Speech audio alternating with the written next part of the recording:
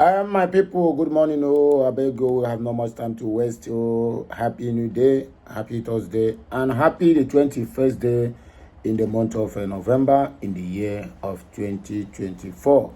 Don't forget the Biafran convention is going to start any moment from 28th of this month as we move forward. Here are the top hottest headlines that we have for us this morning. Sit at home. Labour Party disowns DATTI's alleged post against Simon Ekpa. This message about a Labour Party vice presidential candidate in the 2023 general election, which is DATTI-AHMED. DATTI-AHMED is Fulani from Mauritania or Mozambique, if I'm not mistaken. And the truth is that these guys are supporting Biafra movement, but they are playing a mind games. The Northerners want to use the Southeasterners to conquer. They want to use the Southeasterners to take back power from the Yorubas, because they have this mindset. They are born to rule. This mindset that's always following them, that make them to think that Nigeria belongs to them, not minding they are migrants from other countries. You see the reason why Nigeria seems like it's not working. That is the reason. If you go to Niger Republic, where Muhammad Buhari came from, if you go to Niger Republic, if you see the amount of investment that guy have there, that is the more reason why when you go to Daura, which is Katsina, where they said he hails from, there's nothing there. In fact, no road to go to Buhari's house. Poverty everywhere. If you are going to Buhari's house in Daura, Katsina State, along the road, beggars full everywhere. A former military head of state and also a civilian head of state. Because they are migrants. They have where they come from. And they prefer to beautify that place than the current place they find themselves. All the whole development in most of the African countries have been the resources of Nigeria. Datti, or whatever they call him, and the Arewa Consultative Forum, whatever they call them, all these people are supporting Biafra simply because they want to have alliance with the Southeasterners to push Tinubu out of office in 2027. But it's not going to work for them because we are going home. Here are other top headlines. South Africa's President Ramaphosa takes over G20 leadership from Brazil's Lula da Silva. Tinubu was invited to G20, but you know that Nigeria is not part of G20. If I'm wrong, correct me. They are still jungling for them to be recognized as part of G20, where he went now. This is his 30th travel under a year and 7 months. 30th. If you calculate the money being wasted in all this junketing that they are doing, it is it is enough to put Nigeria back to its feet. But because they have nothing in their brain, in their skull, other than telling you we are going out there to look for investors. Which investor is coming in a country, in a dining economy? Which investor is going to come out now and say, I want to go to Nigeria to invest? Unless that person, his medulla oblongata is not functioning well. Yes, that is the simple truth. 30th travel with entourage. Each of the travel that these people make, if they calculate the money, let's forget about it in Naira, because Naira is of no use. If they calculate it in dollars or even in a CFA, Francais CFA, my brother, you will faint. Look at South Africa of yesterday. It's now the leader of G20 leadership that Tinubu is going. Ramaphosa is old enough to become Tinubu's grandchild. Now the person now he will go there by be bowing. Hail a failed nation. When Obasanjo said they were attacking, Nigeria is a failed nation. All the whole criteria of a failed nation, Nigeria exhibits all. Nigeria disintegration is very near, and there's no two ways about it. So you that believe in Biafra, you that believe on the struggle of Biafra, stand still. Hold on to your faith, because we must conquer. Allow Ifeanyi Uba's widow succeed him in the Dumetel Senate. The man is still on top of this thing. They never even die finish. They don't look at the woman now. The woman do unto others what we like others to do unto you. Ifeanyi Uba don't buy market. Now senators now want him to come and join them, so that they will chocolate her the same way he chocolated other people's wife. His own self, he dey chocolate people, even the ones where they are alive. You see this life? Ifeanyi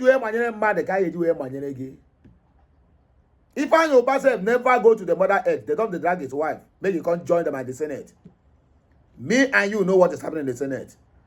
Bianca Ojukwu went to the Senate. They don't even appoint and finish. They don't even endorse and finish. They don't praise her. You are beautiful. Ifeanyi Uba wife, Ike will tell you. Let me tell you what I will tell you. You are talking ill as somebody's wife. For you to make that comment. Onye man wey football, all market we that is all market we egwu. If you do yourself a football, everybody will kick you. So they don't make themselves football, and we are going to kick them left, right, and center, whether you like it or not. So if I never even go down and say they don't drag his wife, come to join us at Senate so that your quick go tell you.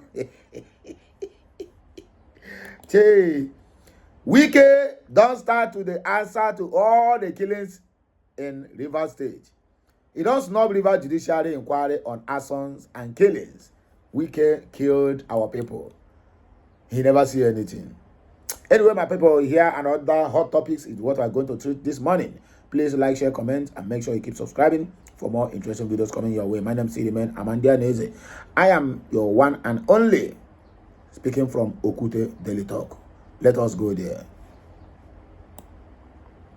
A chieftain of the Labour Party and interim national coordinator of Obedient Movement worldwide, Yanusa Tanko, has clarified that the party's 2023 vice presidential candidate Yusuf DATTI-AHMED does not operate any social media account. Lest I forget, Obedient Movement now is fully Biafrans.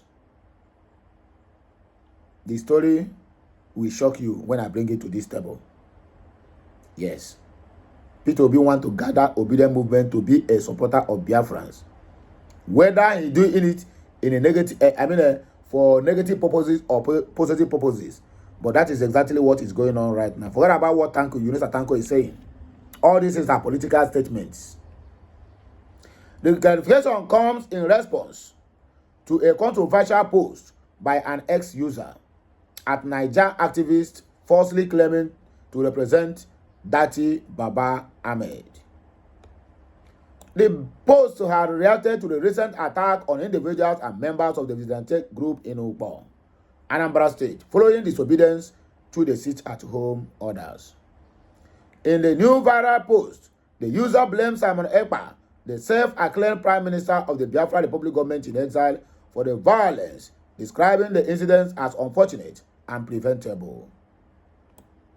It reads, "Ndi Igbo, please wake up. Your real enemy is Simon Ekpa. I keep saying this. Even a blind man can see what is evil, what this evil man is doing to the Southeasterners." The Yanusa Tanko distance DATTI-AHMED from the account, urging the public to disregard posts from individuals impersonating the Labour Party's vice presidential candidate. What does it mean? It means that DATTI-AHMED and the Labour Party chieftains are not against Simon Ekpa. When you read something, use your number 6 to translate it. That's exactly what is happening. In other words, they are in full support. They are in full regalia and support of the activities of the Biafra Republic government in exile Prime Minister Simon Ekpa Njoko.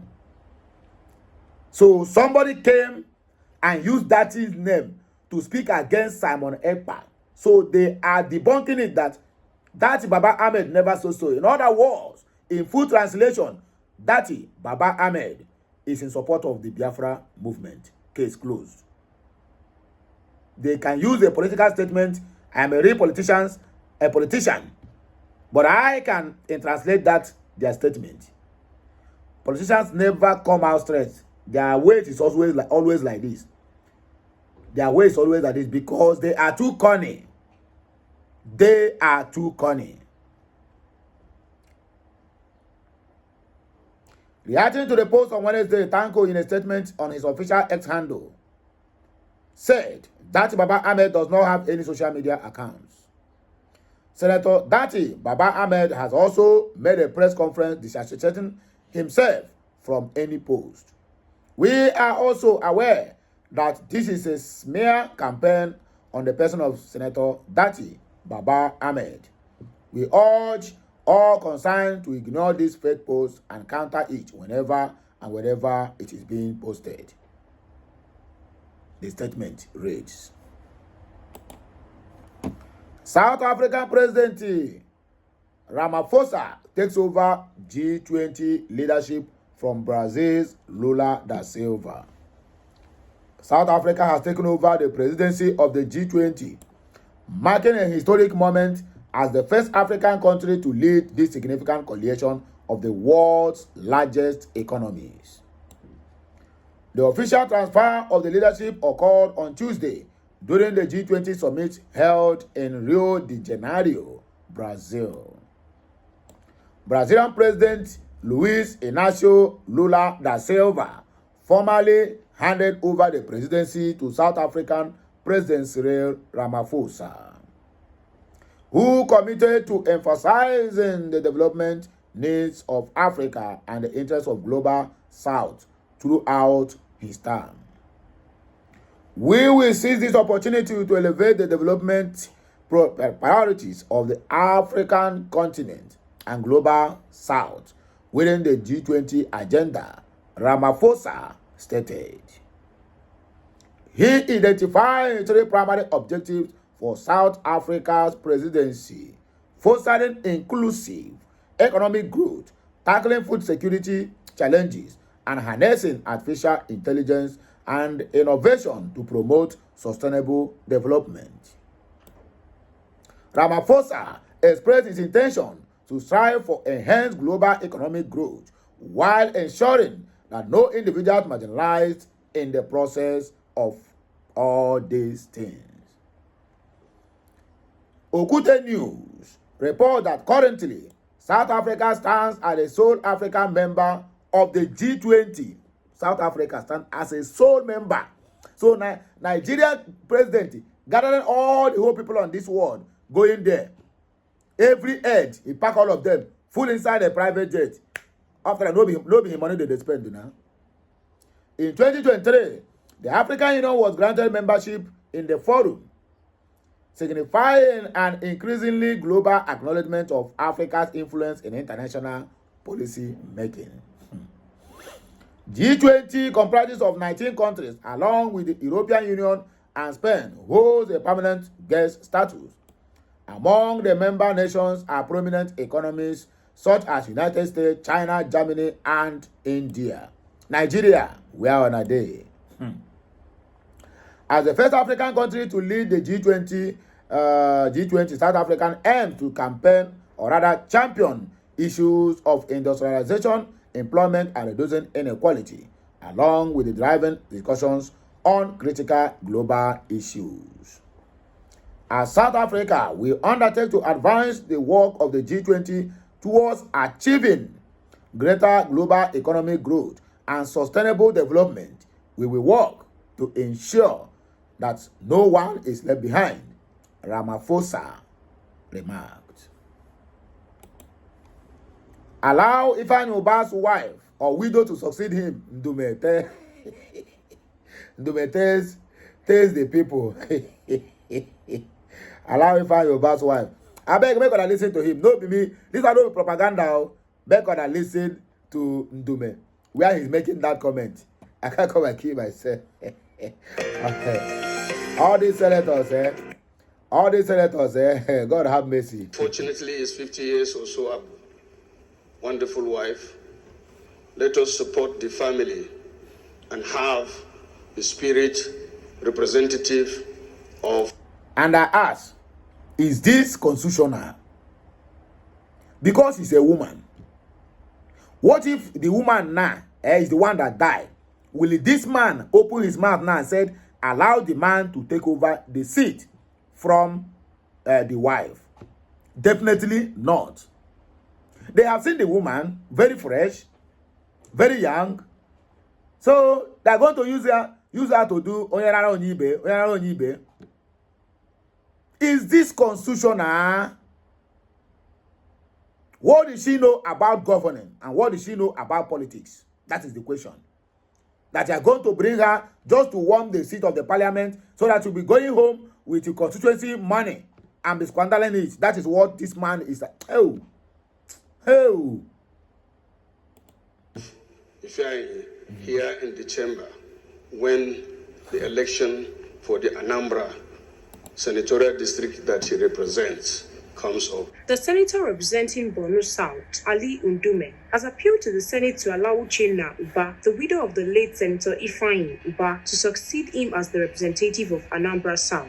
Ndume made this plea on Tuesday during a valedictory session held to honor the late Senator Ifeanyi Uba, who died in July at the age of 52. The lawmaker emphasized the importance of preserving Uba's legacy through his family and highlighting historical precedents to support his appeal. What I want to appeal to you, Mr. President, is that we keep the spirit and aspirations of Ifeanyi alive, he said. He referenced Chuba Okadigbo, who after his passing, his wife, Maggie, joined the Senate to continue his legacy.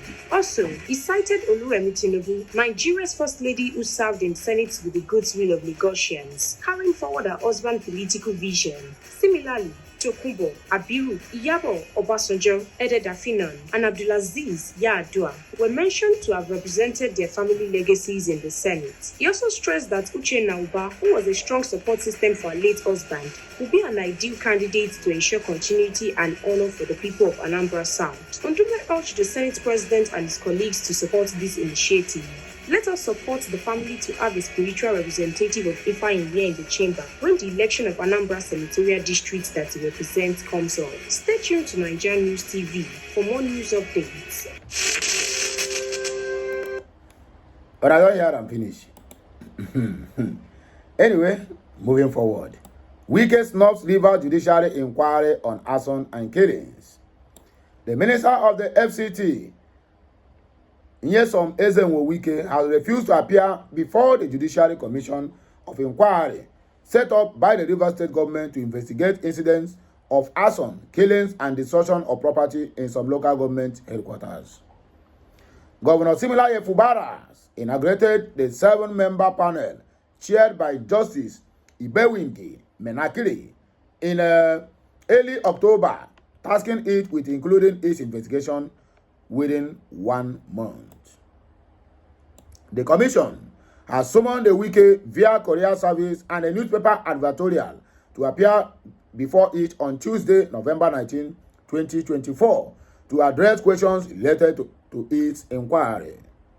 However, Menakili revealed at the close of Tuesday's sitting that Wike did not honor the invitation.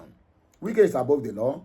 The panel established in the week of violent incidents in Rivers State aims to uncover the causes and perpetrators of the attacks. She stated, today's sittings was actually for the former governor of Rivers State to appear before this commission to strengthen some points that we need to know. That is just only reason we are sitting today, according to them. Otherwise, our sitting would have been ended yesterday.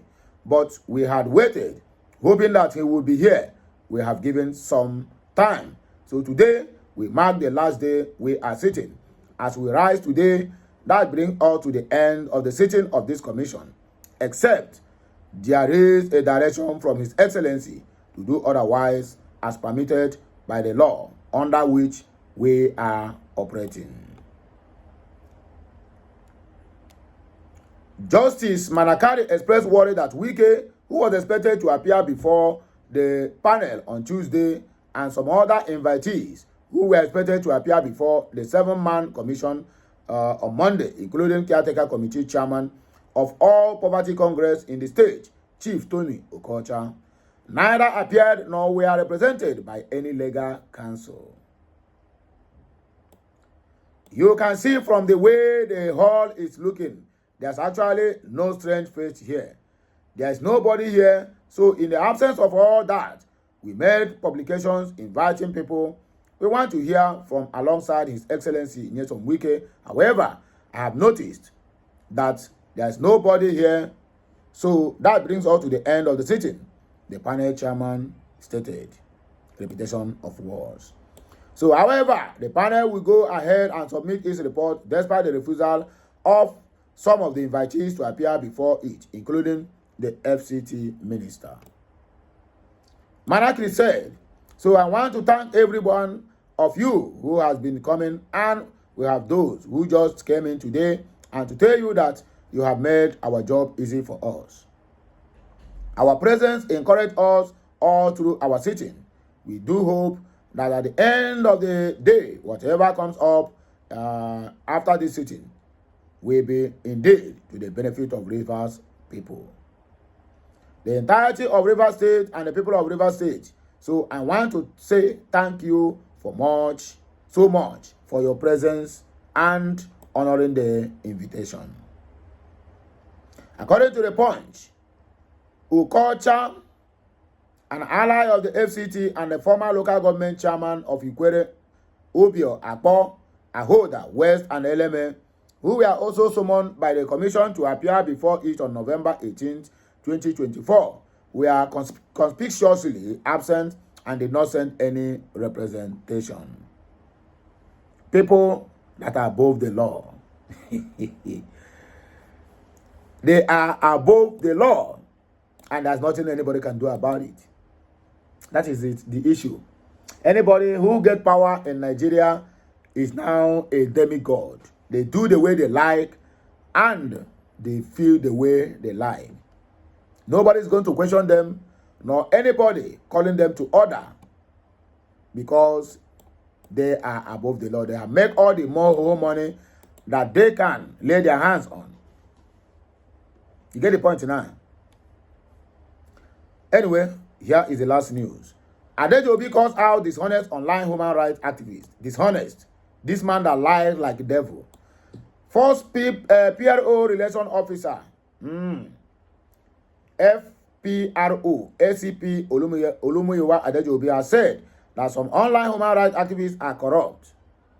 Adejobi stated this on Wednesday at the 2024 lecture series organized by the Data Online Publishers Forum in Asaba. He lamented that cybercrime is a big problem Nigeria as a country is battling with. Adejobi noted that some of the online activists have compromised their integrity as human rights activists due to their actions.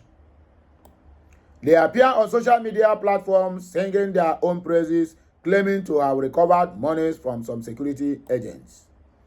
In the real sense of it, some percentages of the money they claim to have recovered from policemen and other security agents go into their pockets, but no one is talking about, he said. Look at this man. Child, a disgrace.